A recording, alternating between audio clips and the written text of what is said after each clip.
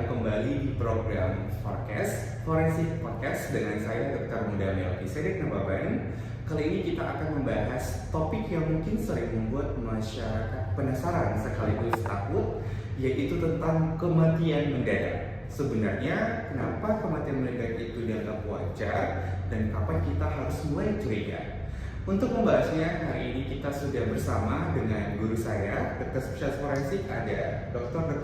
Asem Petrus, Magister Dokter Forensik, Spesialis Forensik Medical Legal. Halo dokter, apa kabarnya? Halo, kabarnya baik. Baik, ya. Iya dokter. Jadi kali ini dok kita sedang membahas topik kematian mendadak. Kapan harus curiga? Baik dok, mungkin kembali langsung ke pertanyaan pertama ya dok ya. Dok, apa sih sebenarnya yang dimaksud dengan kematian mendadak? Ya, jadi salah satu penanganan yang kita lakukan di kedokteran forensik terkait dengan jenazah yang meninggal ini adalah kasus kematian mendadak. Nah, secara definisi kematian mendadak itu adalah kematian yang terjadi secara tiba-tiba yang tidak disangka-sangka, di mana korban ini sebelumnya tampak sehat. Dan pada korban ini tidak dijumpai tanda-tanda kekerasan dan tanda-tanda keracunan.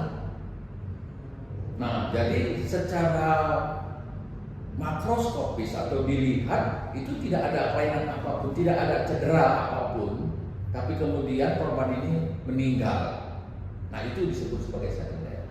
Oh, jadi tiba-tiba ya dokter? Iya. Oh, baik. Yang sebelumnya dia tampak sehat, walaupun sebetulnya korban ini sudah menderita penyakit kronis, misalnya penyakit jantung atau penyakit yang lain. Baik dokter.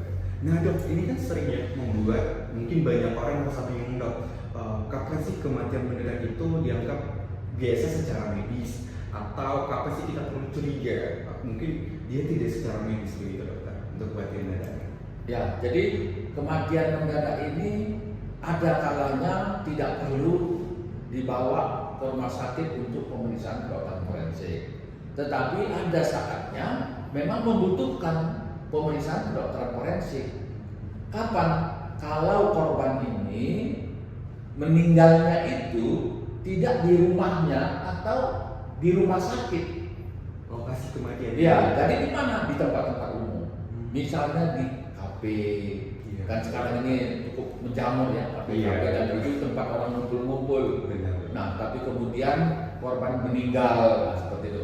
Atau mungkin di warnet-warnet, atau di tempat stasiun, atau mungkin di halte.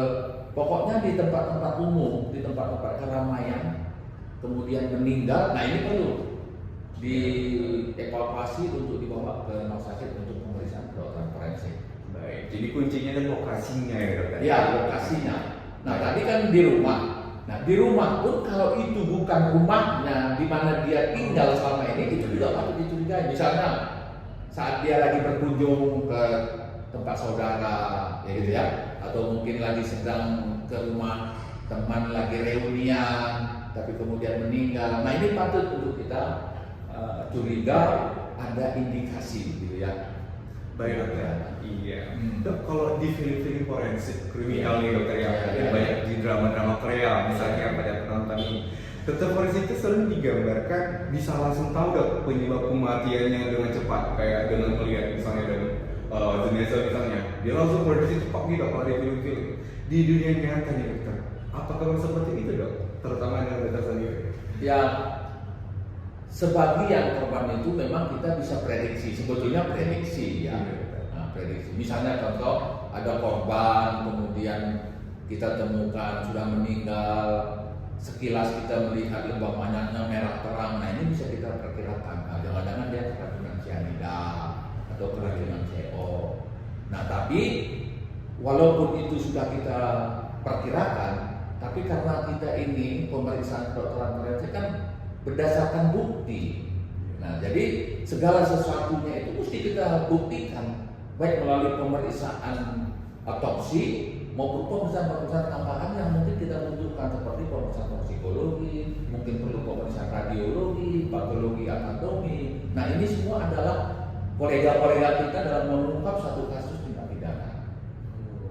Jadi kerjasama dengan Iya. lintas ini Iya. ya, Dok, ya. Kita mengumpulkan sebanyak mungkin barang bukti yang mendukung terkait dengan penyebab kematian korban yang ditemukan itu. Baik, Dok. Iya. Wah, seperti itu sebenarnya teman-teman. Jadi Dok, kembali lagi nih Dok. Di masyarakat juga banyak sekali mitos nih Dokter soal kematian mendadak. Banyak yang langsung mengatakan, kayak dia diguna-guna nih, disantet nih, atau hal mistis Dokter. Dokter sendiri bagaimana pandangan Dokter terhadap hal itu? Ya, kita di kedokteran forensik kan selalu berdasarkan keilmuan, tidak berdasarkan sesuatu yang mistik atau sesuatu yang tidak bisa kita buktikan secara ilmiah. Jadi, ya kita tidak bisa mengangkat itu sebagai suatu barang bukti. Ya, kita mesti menemukan kelainan yang memang menjadi penyebab kematian korban itu. Seperti itu. Baik Dokter, jadi harus ada penjelasan secara ilmiahnya ya Iya. Dokter ya. Baik Dok, terakhir nih Dokter, mungkin ada pesan Dokter untuk para penonton forecast pada saat ini, bagaimana jika mereka menyikapi pada kasus kematian mendadak Dok, mana tahu ada keluarga terdekat atau kerabat yang mengalami hal tersebut, bagaimana cara penonton untuk Iya. menyikapinya? Ya, jadi setiap kali ada anggota keluarga yang meninggal, apakah itu di tempat di mana dia tinggal atau di tempat umum, ketika dia meninggal kemudian dijumpai adanya tanda-tanda kekerasan, ya, maka itu patut dicurigai adanya unsur tindak pidana yang menyebabkan korban ini meninggal, dan itu perlu pembuktian secara saintifik, yaitu ilmu kedokteran forensik. Karena ya segala sesuatu yang terkait dengan pelanggaran hukum yang mesti diselesaikan dengan hukum, dan keluarga supaya melapor ke polisi atau penyidik, ke polsek terdekat, karena polsek terdekat itulah yang biasanya memiliki otoritas terkait dengan di mana korban ini meninggal. Nah, seperti itu. Jadi memang kita selalu berharap kepada masyarakat, apapun persoalan yang terkait atau diduga tindak pidana, ya harus dilakukan pada polisi. Ya. Jadi begitu ya teman-teman, jika seperti penjelasan Dokter tadi, kalau ada tanda-tanda kekerasan terutama nih ya Dok ya, terutama curiga kita melakukan tindak pidana, wajib dilaporkan ke polisi di mana lokasi itu berada ya Dokter ya. Iya. Misalnya di Medan Kota nih, berarti kita ke polisi aja di Medan Kota. Iya, polsek yang ada di Medan Kota. Baik Dokter, terima kasih banyak Dok atas penjelasannya hari ini. Ternyata kematian mendadak itu tidak selalu identik dengan hal kriminal ya teman-teman. Penting bagi kita juga memahami bahwa fakta medis sebelumnya untuk menarik kesimpulan sendiri nih. Jadi buat teman-teman sudah dengar tadi apa pesan dari Dr. Ahsan Petrus tadi ya. Baik, terima kasih untuk teman-teman yang sudah mendengarkan Forensik Podcast kali ini. Sampai jumpa di episode berikutnya. Terima kasih Dok. Ya.